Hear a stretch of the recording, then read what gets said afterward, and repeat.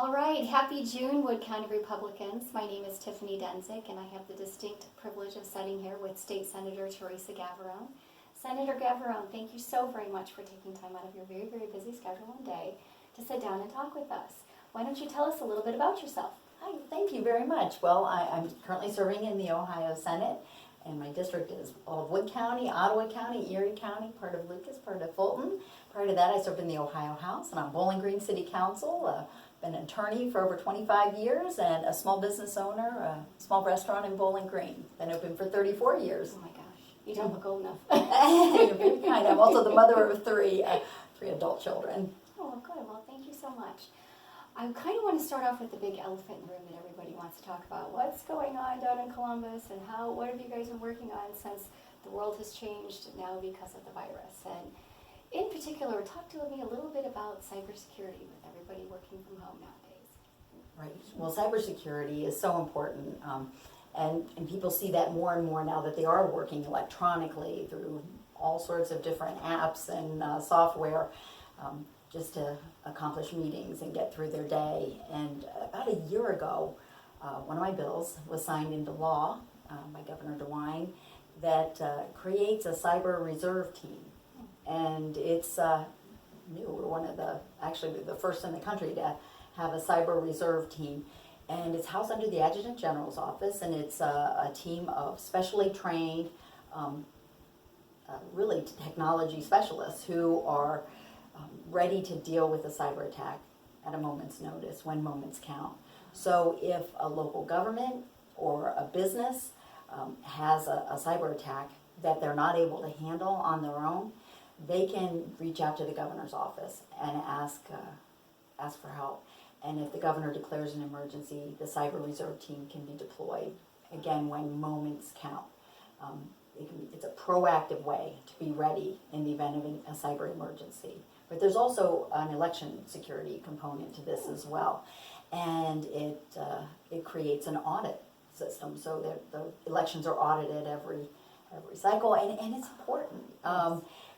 In Ohio, we're a really important state, and we need to make sure that Ohioans have the confidence that their vote is being counted correctly and that their voice is being heard. So we want to do everything we can to make sure that we in Ohio are doing things right. Absolutely. Speaking of elections, Yes. let's talk a little bit about something. I did see an interview with you recently where you have a bill that you worked on to try to streamline the process of getting a ballot. Would you like to tell us a little bit about that? Absolutely. And this is a bill that I started long before anything happened with this primary election. So it was last fall, actually, that it was introduced. And it's Senate Bill 191, and it's still in the process. But what it does is it allows you to request your absentee ballot online. A lot of people this primary election voted absentee who had never done that before. And it really shed a light on the need to streamline the process. What you have to do is you go online and you print out an absentee ballot request, which, and a lot of people don't have printers. My mother was having a fit. Yeah, it's not easy for everyone. So you print out the form, you have to fill it out, and then you mail it to the Board of Elections, and then they mail you back an absentee ballot, and you fill it out and you mail it back to the Board of Elections, and that process can take time. So what this bill would do would enable you to fill out the request for an absentee ballot online. And then the Board of Elections would see that request, send you the absentee ballot where you would fill out, and you'd still need to mail that back in. But it streamlines that first part of the process. And for that legislation, actually, the Ohio Association of Election Officials named me Legislator of the Year. Oh, congratulations. So it was very exciting. Very good. Yay. But really happy to work with them on legislation that really makes sense. And I think with everything that happened this primary, so many people experiencing this process, I think it really shed a light on how important it is to streamline the process. Absolutely. Well, thank you so very much. I know many generations to come are going to thank you for that, because that's what everybody was saying. I have to print this out, mail it in, then get the ballot back. So thank you so much for working on that.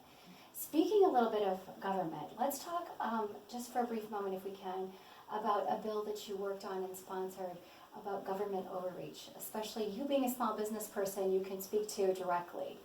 Well, actually, there was a bill that's been introduced, and actually this week passed through the Ohio Senate on the floor, and so it's over to the House. But it came to me from a constituent here in Wood County, and was called. Basically, this person is an ISR certified swim instructor. Okay, she offers basically self-rescue swim techniques, babies 6 months old to 6 years old, of all abilities. So including kids who are autistic and have sensory sensitivity issues and special needs kids. She has an indoor private pool, a quiet setting, which is ideal for some families, and gives one-on-one swim lessons to teach kids how to swim. And someone had made a call because they saw cars coming in and they were concerned for COVID-19 to the health department. When the health department spoke to her, and she said, "Oh, these are my swim lessons," and they asked, "Do you charge a fee?" And they said, "Well, you have to be certified as a public pool then," which would mean she was told she would have to dig up her home's foundation, put in a second drain, because that's what public pools require. And so we wanted to do something about that. It's so important. This year, local communities all across the state have made a decision not to open their public pools. And if people can't get swim lessons in another setting, we're going to have some problems. Ohio's already ranked number 4th in the country in drowning deaths. And if we can teach kids these self-rescue techniques, or at least allow some form of swim lessons to go forward this summer, we have the opportunity to save lives, and I think that's really important. So this bill would enable people to conduct swim lessons in their pool if they're certified swim instruction. So we're working on this. We need to do what we can to protect people. Well, thank you so during much. this time. We do appreciate everything that you're doing for us in Columbus. Thank you for keeping us abreast of what's going on. Well, there you go, Wood County. Here is somebody that is still fighting for you and is going to continue to fight for you in all aspects. Thank you so much, and have a great June. Thank you.